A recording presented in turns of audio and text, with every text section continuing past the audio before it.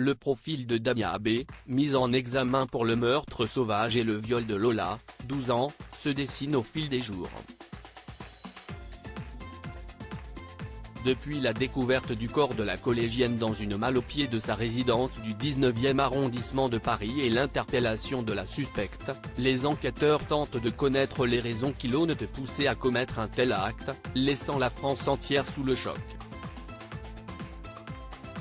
Si pour l'heure, Damia détaille ce qu'elle aurait fait subir à Lola sans expliquer les motivations de son geste, Hakim, son prénom a été modifié, un ancien voisin de la famille, a témoigné auprès du Parisien.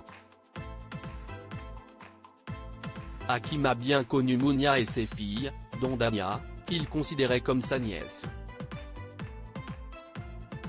Hakim était l'ami de la famille, toujours présent dans les coups durs pour donner un coup de main. Il a longtemps vécu dans un appartement voisin de la commune de Champigny-sur-Marne avant que la maman et ses filles ne déménagent. À Bry-sur-Marne, un autre voisin a révélé que le bonheur avait été de courte durée. « Je suis arrivé dans l'immeuble en 2017 et la famille était déjà là. Au début, il n'y avait pas de problème. Mais quand la maman est morte, ce n'était plus pareil. J'entendais des éclats de voix que je n'entendais pas avant. Les deux sœurs se criaient dessus. Je suis persuadé que la jeune femme a pété les plombs à la mort de sa mère. » Comme le déclare Hakim, Mounia était dévouée à ses filles et prête à tout pour qu'elles s'en sortent. Vous savez, sa mère était une femme bien. Elle surveillait ses filles.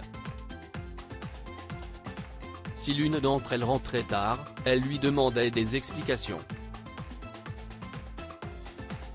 Elle se sacrifiait pour l'éducation de ses gamines. Hospitalisée pour un cancer, Mounia meurt dans les bras de Damia. Si est à ce moment précis que le destin de la jeune femme aurait basculé selon plusieurs connaissances. Dans l'impossibilité de payer le loyer de l'appartement, les sœurs sont mises à la porte, elles ont fait leur vie chacune de leur côté.